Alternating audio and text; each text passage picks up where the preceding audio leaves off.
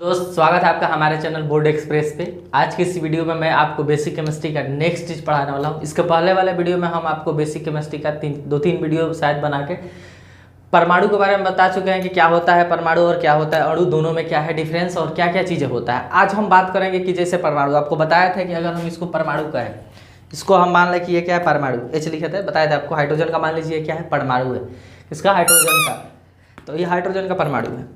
इस परमाणु के अंदर क्या होता है, क्या क्या चीज़ें होती है, वो आज आप जानेंगे। ठीक, देखिए ये हम जो पढ़ा रहे हैं ना, ये बेसिकली 10 के बच्चों के लिए बेसिक समझ के पढ़ा रहे हैं कि जो लड़के 9th में नहीं पढ़े हैं वो केवल इतना चीज़ देख ले, तो जब 10वां का हम चीज़ पढ़ाएंगे ना 100% उनको समझ में आएगा। ठीक, तो ये मान लीजिए परमाणु है, ये क्या है, कोई परमाणु, ये हो गया परमाणु। इस परमाणु के अंदर क्या क्या चीज़ें होती हैं वो चीज़ें आप देखेंगे।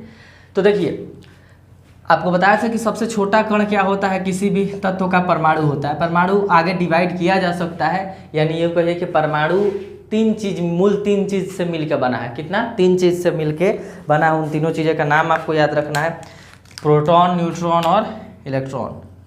प्रोटॉन जिसको हम शॉर्टकट में P लिखेंगे, न्यूट्रॉन जिसको शॉर्टकट में N लिखेंगे, और इलेक्ट्रॉन।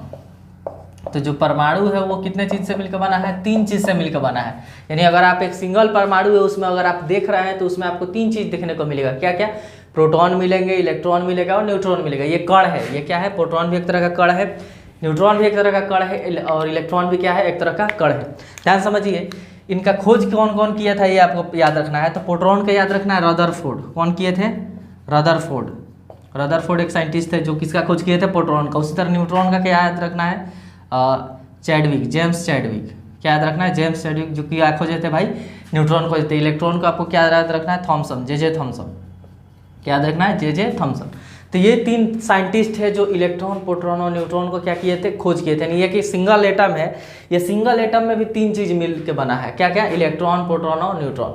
इलेक्ट्रॉन का खोज कौन किया था? तो आपको याद रखना है थॉमसन, प्रोटॉन का रदरफोर्ड और न्यूट्रॉन का चैडविक।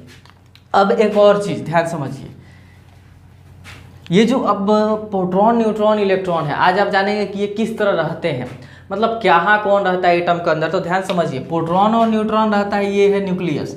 प्रोटॉन और क्या समझिए, एटम के जो बीच वाला सेंटर एकदम बीच वाला उसको कहते हैं न्यूक्लियस, नाभिक कहते हैं हिंदी में, इंग्लिश में क्या कहते हैं? न्यूक्लियस कहते हैं। उस न्यूक्लियस के अंदर कौन कौन रहता है? प्रोटॉन और न्यूट्रॉन रहता है।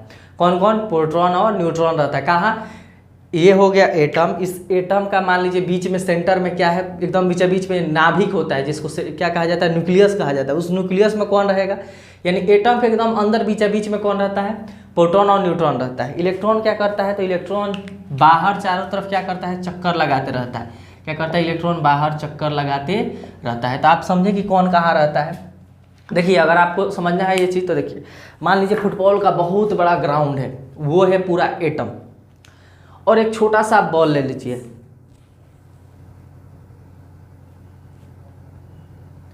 यही आप बॉल ले लीजिए। ठीक,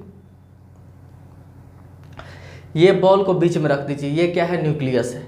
बाकी जो खाली जगह बच रहा है वो सब क्या है? एटम का। मतलब जैसे देखिए ये पूरा बड़ा क्या, मान लीजिए एक फुटबॉल का मैदान है, बीच में एक आप इसी बॉल को रख दीजिए, उतना बड़े मैदान में बीच में, ये है न्यूक्लियस। और उतना जगह क्या होता है? खाली रहता है, जिसमें क्या कौन कौन घूमते रहते हैं? इलेक्ट्रॉन चारों तरफ चक्कर लगाते रहते हैं। ठीक, अब देखिए, अब थोड़ा सा हम और चीज़ आगे बात करते हैं कि प्रोटॉन पे क्या होता है। देखिए प्रोटॉन पे पॉजिटिव चार्ज होता है। प्रोटॉन पे कैसा चार्ज होता है? पॉजिटिव चार्ज होता है। तो आपको याद रखना है प्रोटॉन पे धनात्मक आवेश होता है। कैसा? धनात्मक आवेश। धनात्मक आवेश यानी पॉजिटिव चार्ज होता है। न्यूट्रॉन पे कोई चार्ज नहीं होता है, यानी ये न्यूट्रल होता है, कोई चार्ज, कोई आवेश नहीं होता है। आवेश को इंग्लिश में क्या कहते हैं? चार्ज कहते हैं। इस पर कोई आवेश नहीं होता है। प्रोटॉन पे कैसा चार्ज होता है? पॉजिटिव। इलेक्ट्रॉन पे कैसा चार्ज होता है? नेगेटिव होता है। कैसा होता है? नेगेटिव। इस पर कैसा होता है? पॉजिटिव। अच्छा, कितना चार्ज होता है? तो इस पर होता है +1.6 × 10⁻⁻19 कूलम। इस पर कोई चार्ज नहीं होता है, 0। यहाँ क्या होगा? वही चीज़ माइनस में होता है, -1.6 × 10⁻⁻19 कूलम। जब आपको इलेक्ट्रिसिटी पढ़ाया जाएगा ना, वहाँ आपको कूलम को अच्छा से समझा देंगे। ठीक, कि चार्ज क्या होता है, कूलम क्या होता है। तो आपको क्या याद रखना है? एटम 3 चीज़ से मिलकर बना है, प्रोटॉन, न्यूट्रॉन, इलेक्ट्रॉन। प्रोटॉन पे पॉजिटिव चार्ज होता है। कितना चार्ज होता है? तो 1.6 प्लस 1.6 इंटू 10 के पावर माइनस 19 कूलम। इलेक्ट्रॉन पे कितना चार्ज होता है, तो माइनस का चार्ज होता है। इलेक्ट्रॉन पे माइनस होता है, प्रोटॉन पे प्लस, प्लस से प्रोटॉन प्लस से प्लस। इलेक्ट्रॉन पे क्या होता है, माइनस 1.6 इंटू 10 के पावर माइनस 19 कूलम। और न्यूट्रॉन पे कोई चार्ज नहीं होता है। ठीक, देखिए ये तो इसका एक्चुअल चार्ज है। रिलेटिव चार्ज इसका +1 लेते हैं, इसका कितना लेते हैं, +1। और इसका चार्ज 0 हो गया, इसका चार्ज लेते हैं -1। क्या लेते हैं, रिलेटिव चार्ज हम क्या मान के चलेंगे, कभी भी प्रोटॉन पे +1 मान लेते हैं, क्योंकि ये नंबर को लिखना थोड़ा सा मुश्किल होता है। तो इतने चार्ज को हम +1 कहेंगे, तो ये वाला क्या हो जाएगा, -1। तो आप समझे। अब थोड़ा सा वजन का बात करते हैं। जैसे आप देखिए एटम का कुछ ना कुछ वजन भी होता है, क्योंकि कोई भी तत्व एटम से मिलकर बना है। आप किसी 1 ग्राम ही सोना लीजिए, वो सोना के बहुत सारे एटम से मिलकर बना है। और वो एटम किस चीज़ से मिलकर बने हैं, तो प्रोटॉन, न्यूट्रॉन और इलेक्ट्रॉन से। यानी प्रोटॉन और इलेक्ट्रॉन और न्यूट्रॉन का जो वजन होगा, वही उसी वजन से किसका वजन आएगा, परमाणु का। और बहुत सारे परमाणु मिलकर क्या बना देंगे, कोई तत्व बना देंगे। तो आप समझे कि जो किसी भी चीज़ का मास हो किसकी वजह से है, एटम की वजह से। और एटम के मास किसकी वजह से है, प्रोटॉन, इलेक्ट्रॉन, न्यूट्रॉन की वजह से। तो इनका मास कितना होता है, वजन कितना होता है, ये भी जानना ध्यान है, आपको याद रखना है। तो देखिए इसका मास होता है, आपको याद रखना है, इसका होता है प्रोटॉन का 1.672 इंटू 10 के पावर -27 kg। बहुत ही छोटा मास हुआ। ठीक है, देखिए -27 का मतलब हुआ ना कि 1/1 kg के 1/10 पे 27 को 0, उतना छोटा, बहुत छोटा नंबर है। न्यूट्रॉन पर कितना होता है, तो इसका होता है 1.674 इंटू 10 के पावर -27 kg। इस पे होता है 9.1 इंटू 10 के पावर -31 kg। तो ध्यान से समझिए, इन दोनों में आप देखिएगा तो सबसे छोटा कौन है, सबसे मतलब लेस मास होता है किसका, इलेक्ट्रॉन का होता है। देखिए यहाँ -27 है, यहाँ -31 है, यानी इसके मास से लगभग 2000 गुना कम इसका मास होता है। यानी प्रोटॉन और इलेक्ट्रॉन का जितना वजन है ना, इसके वजन से इस वजन का 2000 भागवा कम होता है। मतलब 2000 भाग वजन किसका होता है, इलेक्ट्रॉन का। यानी मान लीजिए अगर इसका वजन 200 kg है, कुछ देर के लिए समझिए, 2000 kg है, इसका वजन अगर 2000 kg है, तो उसका वजन 1 kg होगा। कितना होगा, 1 kg, किसका, इलेक्ट्रॉन का। यानी प्रोटॉन के मास का 1/2000वां भाग होता है इलेक्ट्रॉन का। इसलिए इलेक्ट्रॉन का मास सोचिए, ये तो खुद इतना छोटा है। और इस दोनों से छोटा किसका होता है, इलेक्ट्रॉन का। तो इलेक्ट्रॉन के मास को हम नेग्लेक्ट मानते हैं, इतना कम है कि उसको हम नहीं मानते हैं। जो भी एटम का मास है वो किसके वजह से होता है, प्रोटॉन और न्यूट्रॉन की वजह से। प्रोटॉन पे कितना होता है मास, इतना 1.672 इंटू 10 के पावर -27 kg। न्यूट्रॉन पे कितना होता है 1.674 इंटू 10 के पावर -27 kg। अच्छा, इलेक्ट्रॉन, प्रोटॉन, न्यूट्रॉन तीनों में सबसे भारी कौन है, तो ध्यान से समझिए। ये तो इन दोनों से 2000वां भाग छोटा है, यानी ये तो सबसे छोटा है गया। इन दोनों में देखिए 167 यहाँ तक सेम है, लेकिन यहाँ 4 है, यहाँ 2, यानी सबसे भारी कौन होता है, न्यूट्रॉन होता है। आपको याद रखना, ये जो न्यूट्रॉन है ये क्या होता है, सबसे भारी होता है। 3 परमाणु, 3 को चीज़ से मिलकर बना है ना एटम, उन तीनों में सबसे भारी कौन होता है, न्यूट्रॉन होता है। ठीक है, उसका मास आप देख रहे हैं। अब देखिए इसका मास हम रिलेटिव मास लिख रहे हैं, इसका रिलेटिव मास +1 ले लेते हैं, रेड से लिखते हैं। इसका रिलेटिव मास +1 U ले लेते हैं, कितना, 1 U ले लेते हैं। इसका भी 1 U, न्यूट्रॉन का भी रिलेटिव मास 1 U ले लेते हैं। और इसका मास नहीं माना जाता है क्योंकि ये बहुत ही छोटा होता है। ठीक है, तो अब ये 1 U क्या है, यूनिफाइड मास। ये हम आपको आगे वाले वीडियो में बताएंगे कि एटम का मास कैसे कैलकुलेट कर सकते हैं, एटॉमिक मास क्या होता है, एटॉमिक नंबर क्या होता है। ठीक, तो ये नेक्स्ट वीडियो में हम बताएंगे। ठीक, मॉलिक्यूलर मास। अभी आप समझिए कि इस मास को 1 U मान दिया गया, क्योंकि ये याद रखना मुश्किल है, इसलिए इतने मास को 1 U कह दिया गया। U यानी यूनिफाइड मास, AMU भी कहा जाता है, एक atomic mass unit.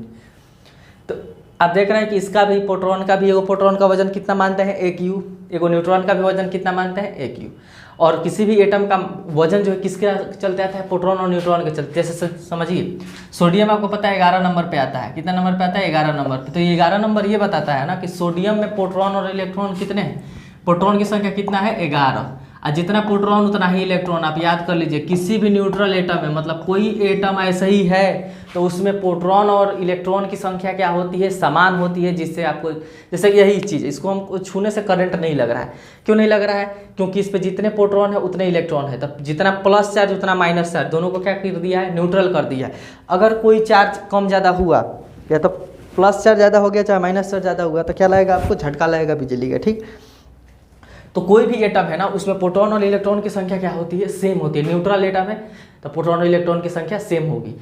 Atomic number हम आगे बताएंगे कि 11 पा रहा है ना, तो 11 कुछ नहीं है, बता रहा है कि इसके प्रोटॉन की संख्या कितना है 11।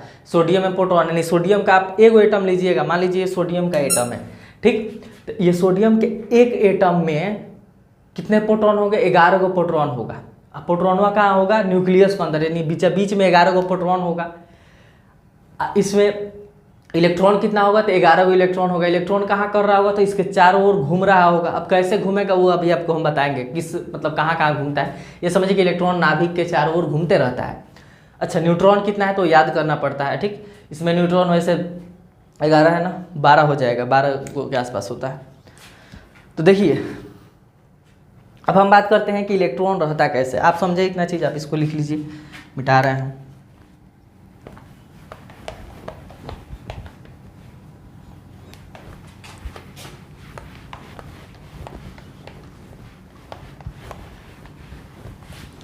देखिए कोई भी एटम लीजिए, मान लीजिए हमने सोडियम एटम लिया, ठीक है, सोडियम 11 पे आता है, तो इसका मतलब ये इसमें प्रोटॉन और इलेक्ट्रॉन की संख्या कितना है, 11 है। कितना है, 11।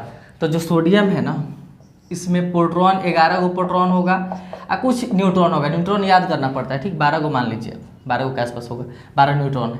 ये कहाँ है, न्यूक्लियस में। इलेक्ट्रॉन इसके चारों ओर क्या हो रहा है, घूम रहा है सर्कुलर पाथ पे, यानी गोल गोल पाथ पे क्या करता है, इलेक्ट्रॉन चक्कर लगाता है एटम के। ये तो हो गया न्यूक्लियस, बीच में न्यूक्लियस होता है। अच्छा एक बात बताइए, आपसे कहें कि किसी भी परमाणु का द्रव्यमान मतलब वजन, मास कहाँ होता है, तो ध्यान से समझिए, एटम के बीच में होता है न्यूक्लियस, नाभिक। और आपको हम बताए थे कि इलेक्ट्रॉन के मास को हम क्या मानते हैं, नेगलेक्ट कर देते हैं, यानी बहुत ही छोटा है, उसके मास को हम जोड़ते ही नहीं है। परमाणु का मास किससे निकाला जाता है, प्रोटॉन और न्यूट्रॉन से। अब प्रोटॉन और न्यूट्रॉन कहाँ होते हैं, इस न्यूक्लियस के अंदर। तो आप कहिएगा कि परमाणु का पूरा भार कहाँ होता है, उसके नाभिक में, न्यूक्लियस में होता है। कोई परमाणु जितना भार है वो कहाँ है, उसके न्यूक्लियस में, यानी सेंटर में, बीच में है। क्यों बीच में है, इलेक्ट्रॉन तो भाई इसके चारों ओर घूम रहा है, और इलेक्ट्रॉन को मास को हम लोग जोड़ते नहीं हैं। मास हम किसका कैलकुलेट करते हैं, प्रोटॉन और न्यूट्रॉन का, जो कहाँ होता है, न्यूक्लियस के अंदर होता है। तो यानी परमाणु का द्रव्यमान कहाँ केंद्रित होता है, नाभिक में। समझ में आए। तो देखिए इलेक्ट्रॉन इसके चारों ओर घूमता है। इलेक्ट्रॉन क्या करता है, इसके चारों ओर चक्कर लगाता है। अब देखिए ऐसे ही चक्कर नहीं लगाता है, कुछ रूल है जिसके हिसाब से चक्कर लगा। मान लीजिए चक्कर लगा रहा है, इलेक्ट्रॉन नेगेटिव चार्ज होता है। कैसा चार्ज होता है, नेगेटिव। तो फर्स्ट में आप ध्यान से समझिए, कैसे चक्कर लगाता है। तो जो पाथ पे चक्कर लगाता है ना उसको कहते हैं कक्षा या ऊर्जा स्तर कहा जाता है। इलेक्ट्रॉन नाभिक के चारों ओर जिस पाथ पे चक्कर लगा रहा है, इस पाथ को हम क्या कहते हैं, इस रास्ता को क्या कहते हैं, तो इस रास्ता को कहते हैं ऊर्जा स्तर या कक्षा कहा जाता है, जिसको सेल कहा जाता है। सेल क्या होता है, कक्षा क्या होता है, ऊर्जा स्तर क्या होता है, तो यह वो रास्ता होता है जहाँ किसी एटम के नाभिक के चारों ओर इलेक्ट्रॉन क्या कर रहा है, चक्कर लगा रहा है। इसी रास्ता को क्या कहते हैं, कक्षा कहा जाता है। ये जो रास्ता ये क्या कहलाएगा, कक्षा, इंग्लिश में सेल या ऊर्जा स्तर। क्या कहा जाता है, ऊर्जा स्तर। अब देखिए ये हर एक रास्ता का फिक्स है कि एक रास्ता में कितना इलेक्ट्रॉन रहेगा, यानी कितना इलेक्ट्रॉन चक्कर लगाएगा। उस इन जो ऊर्जा स्तर है ना, इसको हम KLMN कहते हैं। यानी पहले वाला K होगा तो ये होगा L, ये होगा M, ये होगा N। ध्यान से समझिए, जो ऊर्जा स्तर है उसको हम क्या कहते हैं, ऊर्जा स्तर को KLMN से सूचित करते हैं। क्या, KLMN। K क्या है, पहिलिका सेल है, पहिलिका कक्षा है। कौन वाला, न्यूक्लियस के एकदम पास वाला। कौन सेल, इसका नाम क्या है, जो न्यूक्लियस के यानी जो नाभिक के सबसे पास होता है ना ऊर्जा स्तर, जो इलेक्ट्रॉन उसमें चक्कर लगाते हैं, उस कक्षा को हम क्या कहते हैं, K कहते हैं, K सेल, K कक्षा। ठीक, इसमें इलेक्ट्रॉन की देखिए, किसी भी ऊर्जा स्तर में इलेक्ट्रॉन की मैक्सिमम संख्या 2n² से निकलता है। कहाँ से निकलता है, 2n² से। n क्या है, कक्षा की संख्या है। यानी अगर आपको निकालना है कि K कक्षा में कितने इलेक्ट्रॉन रह सकते हैं, तो K कितना नंबर पे है, 1 नंबर पे है, तो यहाँ 1 रखिए n के जगह। तो 1 का स्क्वायर 1 होगा, 1 में 2 से मल्टीप्लाई होगा तो 2। यानी यहाँ कितने, इसमें कितने इलेक्ट्रॉन मैक्सिमम रह सकता है, अधिकतम कितना इलेक्ट्रॉन रह सकता है, 2 गो। इसमें देखिए L में कितना रह सकता है, तो ये 2 नंबर पे आता है ना, L 2 नंबर वाला सेल है, तो 2 यहाँ रख दीजिए। तो 2 का स्क्वायर 4 है, 4 दूना 8। यानी इसमें कितने इलेक्ट्रॉन मैक्सिमम रह सकता है, 8। 3 M का निकालना है, तो M 3 नंबर पे है, यहाँ 3 रखिए। 3 का स्क्वायर 9, 9 दूना 18, इसमें 18। N 4 पे आता है, तो 4 का स्क्वायर 16, 16 दूना 32। यानी आप देख रहे हैं कि K सेल में, यानी जो न्यूक्लियस के नाभिक के सबसे पास वाला कक्षा है, उसमें इलेक्ट्रॉन की संख्या कितना है, मैक्सिमम कितना इलेक्ट्रॉन रह सकते हैं, 2 इलेक्ट्रॉन घूम सकता है। और 2 से ज़्यादा इलेक्ट्रॉन जिसके पास होगा, क्योंकि देखिए अलग अलग एटम के पास, एलिमेंट के पास अलग अलग क्या है, अलग अलग एलिमेंट के पास अलग अलग इलेक्ट्रॉन की संख्या होता है।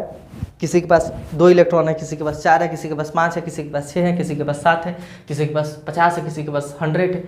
अलग अलग इलेक्ट्रॉन की संख्या है, तो अलग अलग क्या होगा, जिसके पास ज़्यादा इलेक्ट्रॉन होगा उसके पास कक्षा की संख्या क्या होगा, ज़्यादा होगा। तो पहला कक्षा में कितने इलेक्ट्रॉन रह सकते हैं, 2 गो, देखिए 2 गो लिखे। एल दूसरा कक्षा में कितना रह सकता है, 8 गो। तीसरा कक्षा में मैक्सिमम कितना इलेक्ट्रॉन घूम सकता है, 18 गो। चौथा कक्षा में कितना घूम सकता है, 32 गो। यानी फिक्स है कि जो न्यूक्लियस के पास है उसमें 2 गो रहेगा। उससे ज़्यादा हुआ तो दूसरा कक्षा में चल जाएगा, उसमें मैक्सिमम कितना रह सकता है, 8 गो। उसके बाद वाले में कितना मैक्सिमम रह सकता है, 18 गो। तो ये क्या होता है, ऊर्जा स्तर है। हर एक ऊर्जा स्तर का अपना क्षमता होता है कि इसमें कितना इलेक्ट्रॉन रह सकता है। ये चीज़ समझे। इलेक्ट्रॉन और प्रोटॉन की संख्या दोनों में क्या होता है, समान होता है। ये आप लोगों को बता दिए। अब देखिए इलेक्ट्रॉन किसी फिक्स चक्कर, मतलब मान लीजिए इलेक्ट्रॉन के सेल में 2 गो इलेक्ट्रॉन है, दोनों इसी में घूम रहा है, घूमते रहता है। तो जब एक कक्षा में घूम रहा होता है ना, तो ना ही ये ऊर्जा का लॉस करता है, ना ही ऊर्जा का हानि करता है, ना ही ऊर्जा को गेन करेगा। ध्यान समझिए, अगर एक कक्षा में घूम रहा है तो वो ऊर्जा का हानि नहीं करता है, उसका ऊर्जा क्या रहता है, नियत रहता है, जिससे परमाणु क्या रहेगा, स्टेबल रहेगा। और एक बात समझ लीजिए कि जो नाभिक के पास वाला कक्षा है ना, इसका ऊर्जा स्तर कम होता है। यानी जो कम ऊर्जा वाले इलेक्ट्रॉन है वो कहाँ घूमेंगे, नाभिक के चारों ओर। आप ध्यान से समझिए, जिसके पास ज़्यादा ऊर्जा रहेगा वो बहुत दूर तक घूमेगा, जिसके पास कम रहेगा वो नज़दीक नज़दीक घूमेगा। तो जैसे जैसे हम नाभिक से दूर जाते हैं ना, तो जिसमें ऊर्जा ज़्यादा रहेगा इलेक्ट्रॉन, वो क्या होगा, दूर जाके मूव करेगा। जिसमें कम होगा नाभिक के पास, सबसे कम वाले सेल में के सेल, इसमें 2 गो रह सकता है। एल में आपको 8 गो, एम में 18 गो, एन में 32 गो। इतना चीज़ समझे कि परमाणु के अंदर क्या होता है, प्रोटॉन, इलेक्ट्रॉन, न्यूट्रॉन, किसको कौन खोजा है ये समझिए, किस पे कितना चार्ज होता है ये समझिए, मास कैसे निकलता है ये समझिए। प्रोटॉन और न्यूट्रॉन के मास को जोड़ने से एटम का मास पता चलता है, जिससे एलिमेंट का मास पता चलता है। इस तरह इलेक्ट्रॉन बहुत ही छोटा होता है, उसके मास को हम नहीं मेजर करते हैं, नेगलेक्ट कर देते हैं। तो ये चीज़ समझो, वो सब चीज़ हमने यहाँ पहले से क्या किया है, लिख कर रख दिया है। जितना चीज़ आपको यहाँ समझाया, अब फटाफट आप देख लीजिए। प्रोटॉन न्यूट्रॉन नाभिक में रहते हैं, यानी पी और एन कहाँ रहेंगे, आपको पी और एन कहाँ मिलेंगे, पी और एन मिलेंगे न्यूक्लियस में, नाभिक के अंदर।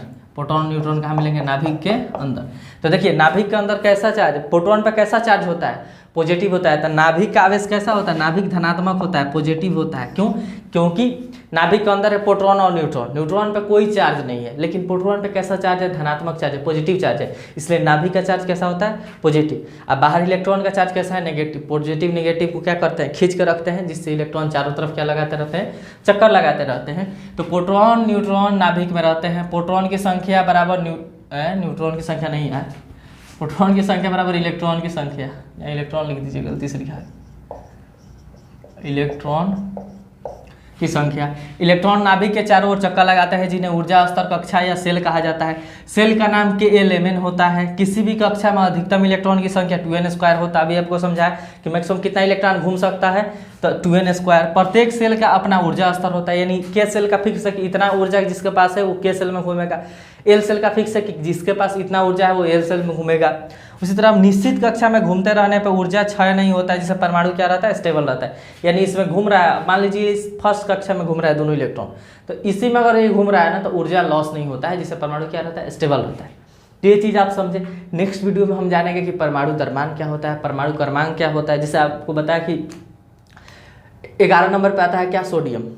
उस तरह क्लोरीन 17 नंबर पे आता है, 17 नंबर पे आता है। ये सब क्या होता है, एटॉमिक मास, ये सब जानेंगे। ठीक, 3-4 वीडियो में आपको हम समाप्त करके 10वां का क्या करेंगे, केमिस्ट्री शुरू करेंगे। तब तक आपको क्या करना है, शेयर करना है वीडियो को, अपने दोस्त फ्रेंड से बताना है। ठीक, नए चैनल को सब्सक्राइब जरूर कीजिएगा।